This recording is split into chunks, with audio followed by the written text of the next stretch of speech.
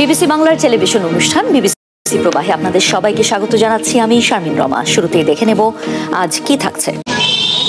বাংলাদেশে 5ই আগস্টের পর থেকে বিভিন্ন জঙ্গি মামলায় অভিযুক্ত এমনকি দণ্ডপ্রাপ্ত হয়েছেন এমন ব্যক্তিরাও জামিনে মুক্ত হয়েছেন। এই সংখ্যা কত, বিষয়টি নিয়ে কারা কর্তৃপক্ষের কাছে তথ্য জানতে চেয়েছিলাম। আমি বললাম প্রায় 300+ বন্দী মুক্তি পেয়েছে, যাদের বিভিন্ন জঙ্গি সংক্রান্ত রিলেটেড অপরাধের সাথে হয়তো বা যুক্ত ছিল।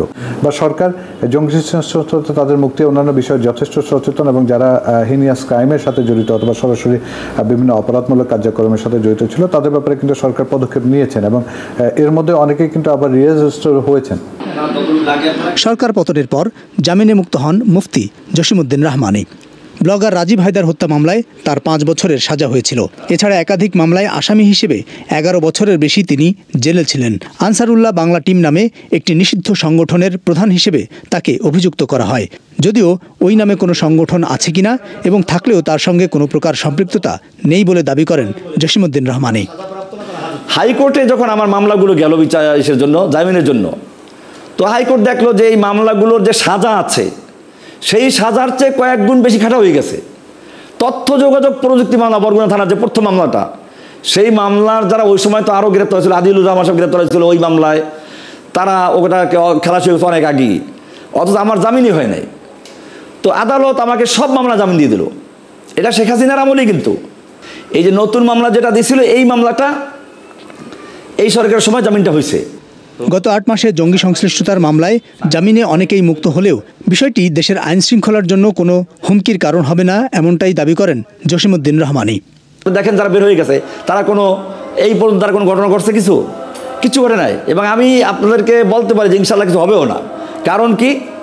কারণ হচ্ছে এই বেশিরভাগ লোক জেলে ছিল নিরপরাধভাবে, আর যদি কিছু সামান্য ভুল করেও থাকে তো সেটাও তারা এখন দীর্ঘদিন কারাগারে থাকার পরে বাস্তবতা বুঝতে পেরেছে যে আসলে এইগুলো সব ভুয়া ভাওতাবাজি, এর দ্বারা ইসলামের কিছু হবে না।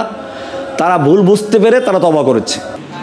বাংলাদেশে অতীতে সন্ত্রাসী হামলা, হত্যাকাণ্ড, দেশ জুড়ে বোমা হামলার মতো ঘটনা ঘটেছে। বেশ কিছু হামলায় আন্তর্জাতিক জঙ্গি সংগঠনকেও দায় স্বীকার করতে দেখা গেছে। 2016 সালে হত্যাকাণ্ডের শিকার রাজশাহী বিশ্ববিদ্যালয়ের অধ্যাপক রেজাউল করিমের পরিবার জানায়, ওই হত্যা মামলায় দণ্ডপ্রাপ্ত বিচারাধীন 2 জন আসামি জামিনে মুক্ত হয়েছেন বলে তারা শুনেছেন। বিবিসি তাদের জামিনে মুক্তির বিষয়টি নিশ্চিত হয়েছে। এর থেকে হতাশাজনক আর কিছু হইতে পারে না। কিন্তু আমরা এটাও চাই যে নির্দোষী কেউ যাতে সাজা না পাক। কিন্তু আবার ধরেন কেউ যদি কাউকে নির্দোষ দাবি করেও, তাহলে কিন্তু এটা প্রমাণ করারও থাকে আসলে কি ইনভলভ ছিল, কে ছিল না, কাকে কেন ইনভলভ করা হয়েছে। অলরেডি 16 সালে 23 এপ্রিল ঘটনা, অলরেডি এখানে আমাদের 9 বছর রানিং। আমার মা যেমন মাঝে মাঝে হতাশে বলে যে বেঁচে থাকতে দেখে যেতে পারবো কিনা, তো আমি যেতে চাই যে মার এই ইচ্ছাটা পূরণ হোক, যে অন্তত তিনি বেঁচে থাকতে থাকতে তার হাজবেন্ডের হত্যাকারী বিচার নিজের চোখে দেখে যাক। 80-র দশকের শেষ দিক থেকে বাংলাদেশে উগ্রবাদ ও জঙ্গি তৎপরতা নিয়ে অনুসন্ধান ও খোঁজখবর রাখেন নূর খান লিটন। সার্বিক পরিস্থিতি নিয়ে তার বিশ্লেষণ কি জানতে চেয়েছিলাম। বাংলাদেশে কখনোই জঙ্গি ছিল না এই কথা বলার সুযোগ নেই, বরং সংগঠিতভাবে তারা বেশ কিছু অভিযান পরিচালনা করেছে। হলি আর্টিজান যেমন ঘটনা ঘটেছে, তারপরে অনেক লেখক ব্লগারকে হত্যা করেছে, এবং সারা বাংলাদেশে তারা একযোগে বোমা বিস্ফোরণ ঘটিয়েছেন, তারা রমনা বটমূলে বোমা বিস্ফোরণ ঘটিয়েছেন। সব কয়টিকে প্রশ্নবিদ্ধ করার সুযোগ কিন্তু নাই। কিন্তু এখন দেখা যাচ্ছে যে সব কয়টিকেই প্রশ্নবিদ্ধ করার চেষ্টা হচ্ছে দেশে এবং দেশের বাইরে। মিস্টার খানের পর্যবেক্ষণে আওয়ামী লীগ আমলে জঙ্গিবাদ দমনের নামে পরিচালিত অভিযানগুলোর মধ্যে সত্যতা এবং নাটকীয়তা দুটোই ছিল। যারা নাটকের শিকার, তকমার শিকার হয়ে জেলে ছিলেন তারাই শুধু জামিন পাচ্ছেন বা বেরিয়ে আসছেন তা না। যারা প্রকৃত অর্থে এই ধরনের তৎপরতার সাথে, জঙ্গি তৎপরতার সাথে, সন্ত্রাসের সাথে যুক্ত ছিলেন, তাদেরও একটা বড় অংশ, মানে তাদেরও একটা অংশ কিন্তু ইতিমধ্যে জামিন অথবা জেল ভেঙে পালিয়ে এসছেন।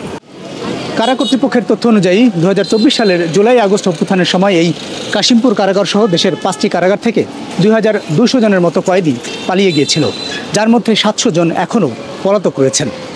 কারা কর্তৃপক্ষ জানাচ্ছে, যারা পালিয়ে গিয়েছিল তার মধ্যে 12 জনের মতো ছিল যারা জঙ্গি সংশ্লিষ্টতায় আটক ছিলেন বা বন্দী ছিলেন।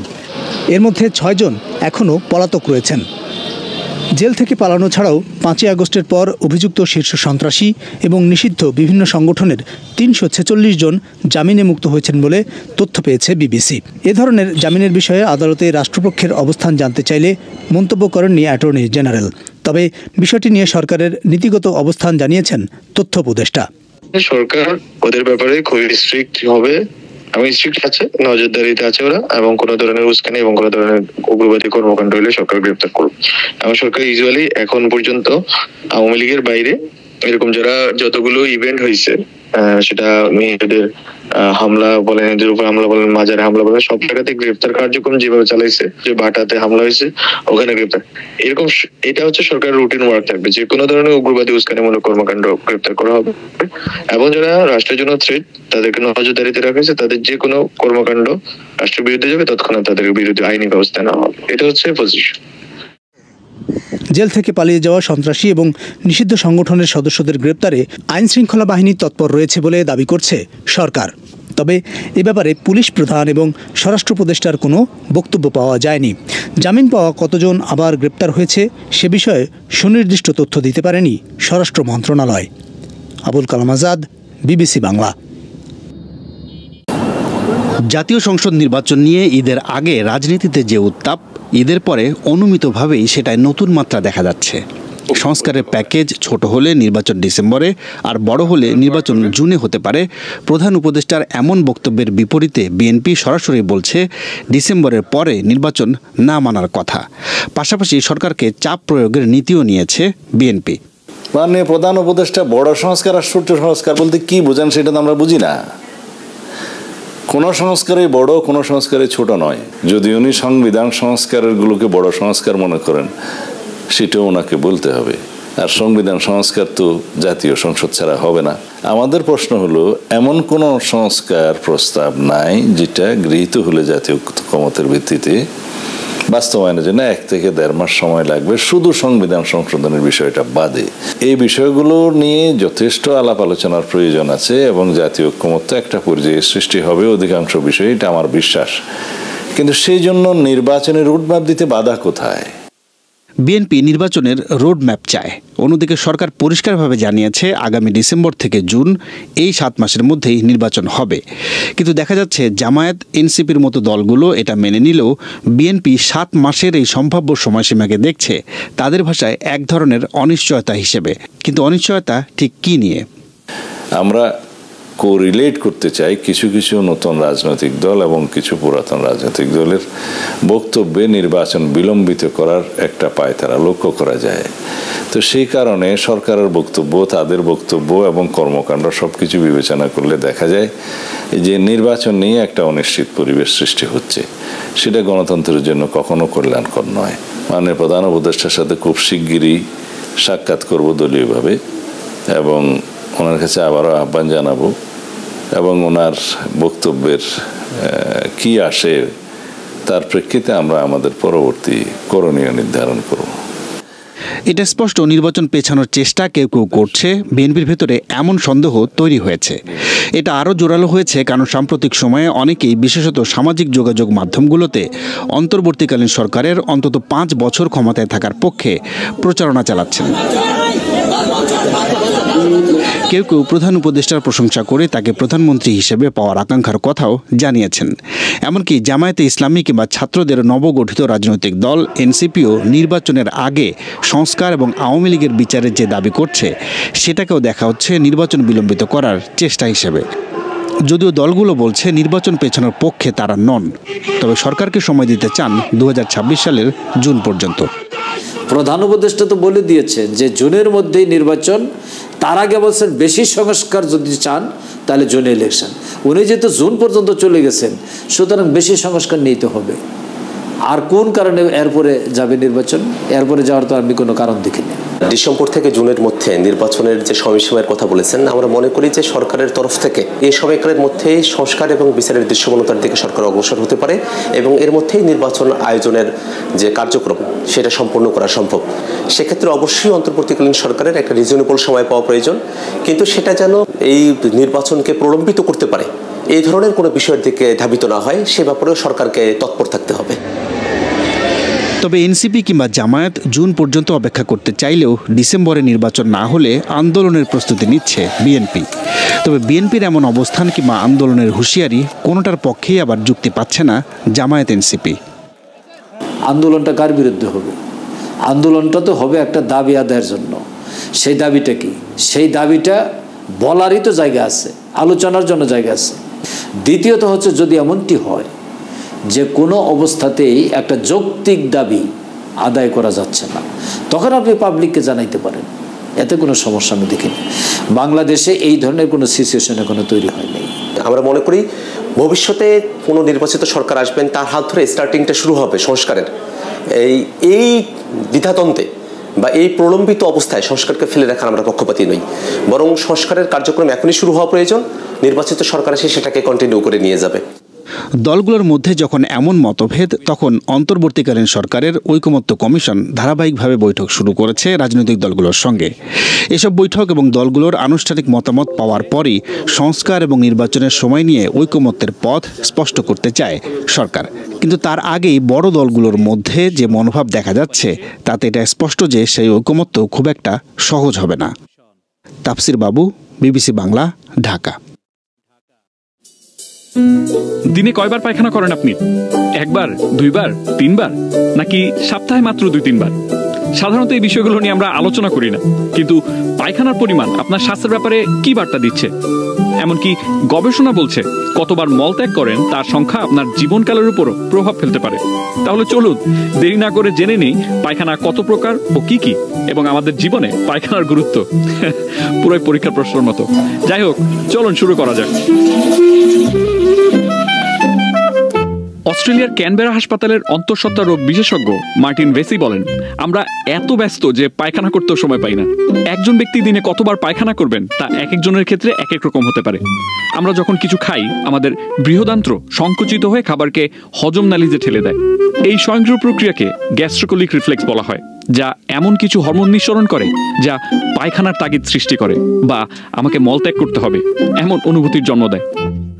বেশিরভাগ মানুষই এই স্বাভাবিক তাগিদকে দমিয়ে রাখতে শিখেছে, যার ফলে দিনে একবার বা তার চেয়ে কম পায়খানা করা সাধারণ বিষয় হয়ে উঠেছে। আমরা শুনে এসেছি যে দিনে একবার পায়খানা করা ভালো, কিন্তু বিজ্ঞান কি বলে? এক গবেষণায় দেখা গেছে সপ্তাহে 7 বার যারা নরম মলত্যাগ করেন, তাদের চেয়ে সপ্তাহে 4 বার মলত্যাগকারী ব্যক্তিদের 5 বছরের মধ্যে মৃত্যুর ঝুঁকির সংখ্যা 1.78 গুণ বেশি। আর যারা সপ্তাহে 3 বার বা তার চেয়ে কম মলত্যাগ করেন, তাদের রক্তে ক্ষতিকারক টক্সিনের পরিমাণ বেশি পাওয়া গেছে। এই টক্সিনের ফলে কিডনির সমস্যার ঝুঁকি বাড়ে, হার্ট অ্যাটাকের আশঙ্কা বেড়ে যায় এবং মস্তিষ্কেও এর প্রভাব পড়ে। এমনকি এটি আলঝেইমার্সেরও কারণ হতে পারে। তো কতবার পায়খানা করা স্বাভাবিক? একটা কথা শুনেছেন, গোল্ডিলক্স জোন, মানে না বেশি না কম। গবেষকরা বলছেন দিনে 1 থেকে 3 বার মলত্যাগ করা ঠিকঠাক। যুক্তরাজ্যের ন্যাশনাল হেলথ সার্ভিস বা NHS এবং অন্যান্য স্বাস্থ্য সংস্থাগুলো বলছে সপ্তাহে অন্তত 3 বার থেকে দিনে 3 বার পর্যন্ত মলত্যাগকে স্বাভাবিক ধরা হয়। কিন্তু স্বাভাবিক আর স্বাস্থ্যকর কিন্তু এক জিনিস নয়। দিনে 1 থেকে 3 বার পায়খানা করলে গাট হেলথ বা অন্ত্র ভালো থাকে। সপ্তাহে 3 বারের কম হলে হজমের সমস্যা হতে পারে। আর যদি হঠাৎ করে বেশি বা কম হয়ে যায়, তাহলে ডাক্তার দেখানো উচিত। মানে প্লিজ ডাক্তার দেখান। এছাড়াও পায়খানার মোটামুটি 7টি ধরন রয়েছে। শক্ত শক্ত গুটি গুটি, মানে বাদামের মতো। শক্ত গুটি গুটি তবে একটু বড় বড়। মোটামুটি শক্ত, লম্বা তবে উপরিভাগে ফাটল রয়েছে। সাপের মতো মসৃণ ও নরম। নরম নরম দলা দলা, ফোমের মতো টুকরো, খোঁচা খোঁচা প্রান্ত সহ নরম এবং আঁশযুক্ত পায়খানা। এবং আমাদের সবার খুব চেনা পাতলা পায়খানা। ন্যাশনাল হেলথ সার্ভিস বা NHS বলছে আদর্শ পায়খানা হলো 3 ও 4 নম্বর, মানে মোটা মোটা শক্ত লম্বা তবে উপরিভাগে ফাটল রয়েছে এবং সাপের মতো মসৃণ ও নরম পায়খানা, যা দিনে 1 বার হওয়া উচিত। তো আপনার পায়খানার পরিমাণ নিয়ন্ত্রণে রাখতে চান? সহজেই 3টি কাজ করতে পারেন। ফাইবারযুক্ত খাবার খান। সবজি, ফল, বাদাম ইত্যাদি আঁশযুক্ত খাবার, এসব হজমে সাহায্য করে। প্রচুর পানি পান করুন। পর্যাপ্ত পানি না খেলে কোষ্ঠকাঠিন্য হতে পারে। নিয়মিত শরীর চর্চা করুন। হাঁটা, দৌড়ানো বা সাধারণ ব্যায়াম অন্ত্রের কার্যক্রমকে বাড়িয়ে দেয়। তাহলে বুঝতেই পারছেন, পায়খানা শুধু একটি দৈনন্দিন কাজ নয়, এটি আপনার শরীরের গুরুত্বপূর্ণ একটি সংকেত। এখন থেকে আপনার পায়খানা নিয়ে একটু বেশি খেয়াল রাখুন, তাহলে পেট থাকবে পরিষ্কার এবং জীবন থাকবে সুন্দর।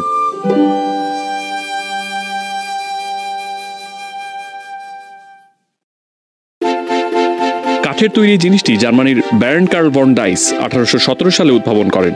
এর নাম ড্রাইসিন। সাইকেলের প্রথম আবিষ্কার বলে যার অস্তিত্ব পাওয়া যায় সেটি দেখতে এমনই ছিল। আজকের ভিডিও বাইসাইকেল নিয়ে।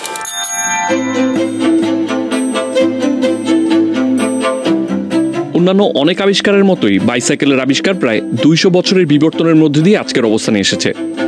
প্রথম দিকে এতে কোনো প্যাডেল ছিল না, তাই সাইকেল চালাতে হতো মাটিতে পায়ে ভর দিয়ে ঠেলতে ঠেলতে। 1860 সালে বোন শেকার বাইক জনপ্রিয় হয়ে উঠেছিল। এটি ছিল ধাতব ফ্রেম দিয়ে তৈরি এবং সামনের চাকার উপর প্যাডেল ছিল, যা তখনকার অন্যান্য সাইকেলের চেয়ে সরু এবং চালাতে সহজ ছিল। তবে এটি চালানোর সময় এত ঝাঁকি লাগতো যে হাড্ডি কাঁপাকাঁপি করতো, মানে বোন শেক করতো। মনে হয় সেখান থেকে বোন শেকার নামটি এসেছে। এরপর বাজারে আসে হাই হুইলার বা পেনি ফার্থিং, যার সামনে একটি বিশাল চাকা ছিল এবং পেছনের চাকা তুলনামূলক ছোট ছিল। হাই হুইলারের সামনের চাকা অনেক বড় থাকায় এটি চালানোর সময় বোন শেকারের মতো এত ঝাঁকি লাগতো না, ফলে এটি খুব কম সময়ে অনেক জনপ্রিয় হয়ে উঠেছিল।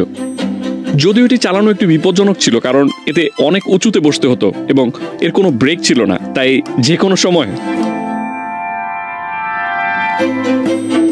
1888 সালে জন বয়েড ডানলপ নামে এক পশু চিকিৎসক ভেতরে বাতাসের টিউব সহ বা নিউমেটিক টায়ার উদ্ভাবন করেছিলেন, যা তিনি তার ছেলের ট্রাইসাইকেলের জন্য তৈরি করেছিলেন। এগুলো দ্রুত শক্ত টায়ারের চেয়ে জনপ্রিয় হতে থাকে এবং 1892 সালের মধ্যে মোটামুটি সমস্ত সাইকেলে এই টিউব সহ টায়ার ব্যবহার করা হতে থাকে। তবে আমরা এখন সাইকেল বলতে যাকে বুঝি, এটি মূলত সেফটি বাইসাইকেলের আধুনিক রূপ। সেফটি বাইসাইকেলে সমান আকৃতির দুটি চাকা, টায়ার, টিউব, প্যাডেল, চেইন এবং সবচেয়ে গুরুত্বপূর্ণ ব্রেক সংযোজন করা হয়। এরপরই মূলত পুরুষ এবং নারীদের মধ্যে সাইকেল চালানো জনপ্রিয় হয়ে ওঠে এবং এখন পর্যন্ত সাইকেলের চাকা ঘুরছেই। এই 200 বছরে আমাদের জীবনে নতুন যা যা এসেছে এবং যে যে নতুন দিগন্ত উন্মোচিত হয়েছে, তার অনেক কিছুই হয়তো সাইকেল আবিষ্কার না হলে এত দ্রুত হতোই না। যেমন প্লেন আবিষ্কার পিছিয়ে যেতে পারত, কারণ অলিভার এবং উলভার রাইট সাইকেল মেকানিক ছিলেন। সাইকেলের সাথে পাখা বেঁধেই প্রথম ওড়ার চেষ্টা করেন তারা। হয়তো এই ভিডিওটিও তৈরি হতো না সাইকেল না থাকলে, কারণ আমি সবাইকে বলি সাইকেল না থাকলে আমি আবার ইউনিভার্সিটিও শেষ করতে পারতাম না, আর তা না পারলে হয়তো এই ভিডিওটিও বানাতাম না। খুব দূরের সম্পর্ক। যাই হোক, তবে হ্যাঁ, সাইকেল মানুষের দৈনন্দিন জীবনের দূরত্ব কমিয়ে এনেছে। ধনী গরিব সবার জন্যই সাইকেল একটি সহজলভ্য যাতায়াতের মাধ্যম হয়ে দাঁড়িয়েছে। 20 শতকের ঠিক শুরু থেকেই মানুষ বাইসাইকেলকে লোহার ঘোড়া ডাকতে শুরু করে। দুর্গম সরু পথে মানুষ পণ্য ও মালামাল নিতে পারছিল সাইকেলের সাহায্যে, অনেক ক্ষেত্রে ঘোড়ার চেয়েও কম খরচে। পুরুষদের পাশাপাশি নারীরাও বাইসাইকেল চালানো শুরু করেছিল, যা তাদের দিয়েছিল নতুন এক ধরনের স্বাধীনতা। 1896 সালে আমেরিকান নারী অধিকার কর্মী সুজান ব্রাউনেল অ্যান্থনি বলেছিলেন, বাইসাইকেল নারীদের মুক্তির জন্য বিশ্বের অন্যান্য অনেক বস্তুর চেয়ে বেশি কাজ করছে। যদিও বাইসাইকেলগুলো তখনও দামি ছিল, অধিকাংশ নারীদের জন্য একটি বাইসাইকেলের মূল্য পুরো মাসের বেতনের সমান ছিল। ও একটা মজার তথ্য, 1884 সালে টমাস স্টিফেন্স প্রথম মানুষ হিসেবে তার হাই হুইলার বা পেনি ফার্থিং নিয়ে বিশ্ব ভ্রমণে বের হন। 2 বছর 8 মাস পর জাপানের ইয়োকোহামায় গিয়ে তার সফর শেষ করেন। তিনি এ নিয়ে একটি বইও লিখেছিলেন, around the world on bicycle, পড়ে দেখতে পারেন। তো মানুষ যত বেশি সাইকেল ব্যবহার করতে থাকে, তত বেশি অবকাঠামোগত উন্নয়নের প্রয়োজন হতে থাকে। যেমন 1880 সালে যুক্তরাষ্ট্রে গুড রোডস মুভমেন্ট শুরু হয়, যা ছিল কৃষক এবং সাইকেল চালকদের একটি জোট, যারা ফেডারেল সরকারকে গ্রামীণ সড়কগুলির উন্নতিতে বিনিয়োগের আহ্বান জানিয়েছিল। অবশেষে 1916 সালে অটোমোবিল বা ইঞ্জিন চালিত গাড়ি আসার পর ফেডারেল এইড রোড অ্যাক্টে স্বাক্ষর করা হয়েছিল, যা ছিল মার্কিন যুক্তরাষ্ট্রে প্রথম ফেডারেল হাইওয়ে তহবিলের আইন। তবে অটোমোবিল আসার পেছনেও প্যাডেল দিয়ে চালানো সাইকেলের ভূমিকা অনেক। 1880-র দশকে ইংল্যান্ডের জেমস কেম স্টার্লি রোভার সেফটি বাইক তৈরি শুরু করেন। এরপর সেই কোম্পানি সাদামাটা বাইসাইকেল থেকে মোটরসাইকেল এবং পরে অটোমোবিল উৎপাদনে এগিয়ে আসেন। অন্যদিকে আমেরিকায় আরেক সাবেক বাইসাইকেল মেকানিক হেনরি ফোর্ডও অটোমোবিল উৎপাদনে এগিয়ে আসেন। নিউমেটিক টায়ার এবং ব্রেকিং সিস্টেম ছাড়াও বল বেয়ারিং, ডিফারেন্সিয়াল গিয়ার সহ আধুনিক সামরিক সরঞ্জাম তৈরির নানা কৌশল বাইসাইকেল থেকেই বিবর্তিত হয়েছে। মানুষ জীবন যুদ্ধ থেকে শুরু করে যুদ্ধের ময়দানেও সাইকেল ব্যবহার করে আসছে। সিম্পলের মধ্যে গর্জিয়াস ইঞ্জিনিয়ারিং যাকে বলে। তবে সাইকেলকে কোনোভাবেই সিম্পল বা অতীতের প্রযুক্তি হিসেবে দেখাটা ঠিক হবে না। 50 বছর আগেও বিশ্বব্যাপী সাইকেল এবং গাড়ির উৎপাদন প্রায় সমান সমান ছিল, প্রতি বছর প্রায় 20 মিলিয়ন করে। গাড়ির উৎপাদন এরপর থেকে 3 গুণ বেড়েছে, কিন্তু সাইকেলের উৎপাদন তার চেয়েও দ্রুত গতিতে দ্বিগুণ বৃদ্ধি পেয়েছে। এমনকি সেলফ ড্রিভেন গাড়ির যুগেও সাইকেলের ব্যবহার বেড়েই চলেছে। স্মার্ট ব্যাটারি চালিত সাইকেল থেকে শুরু করে অ্যাপ ভিত্তিক সাইকেল ভাড়া করার ব্যবস্থাও আছে। অনেক যানজটপূর্ণ শহরে সাইকেল এখনও চলাচলের দ্রুততম উপায়। এর পাশাপাশি পরিবেশ বান্ধব এবং স্বাস্থ্য বান্ধব হওয়ায় অনেকেই এখনও সাইকেলকেই বেছে নিচ্ছেন, কারণ অন্যরা জ্বালানি পুড়িয়ে গাড়ি চালায় আর তারা চর্বি গলিয়ে সাইকেল চালায়। আমিও চালাই।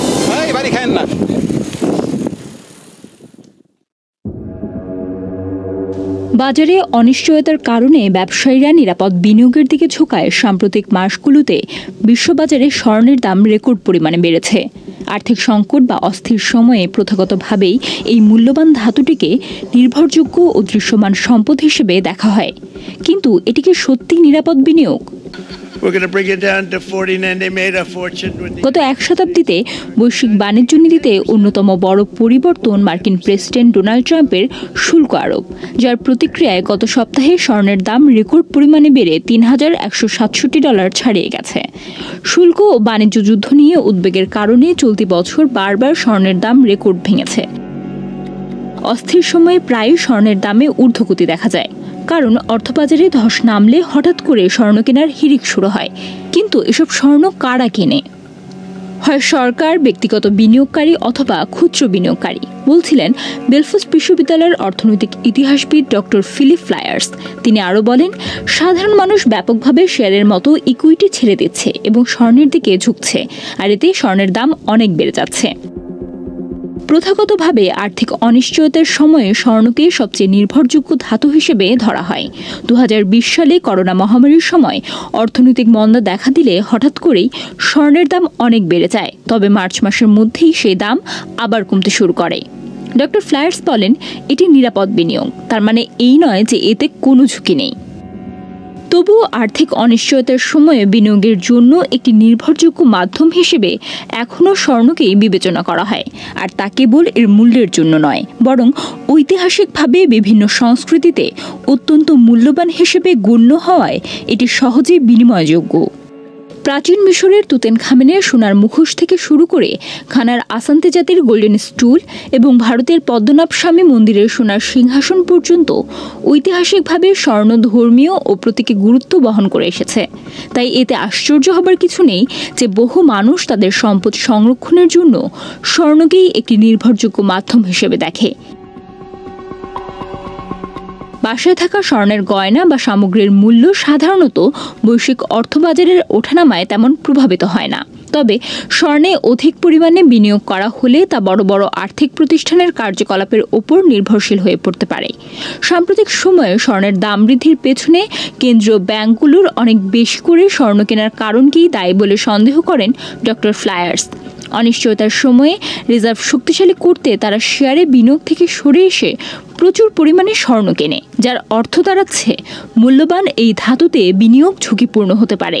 ডক্টর ফ্লায়ার্স বলেন, স্বর্ণের দাম বাড়বে এই আশায় বিনিয়োগ করাটা এখনও ঝুঁকিপূর্ণ কৌশল, কারণ একবার বাজারে স্বস্তি চলে এলে এবং সরকারগুলো স্বাভাবিক অবস্থানে ফিরে এলে মানুষ আবার স্বর্ণ ছেড়ে দেবে। আমি বলবো, স্বর্ণে বিনিয়োগ করলে সেটা দীর্ঘমেয়াদে করতে হয়।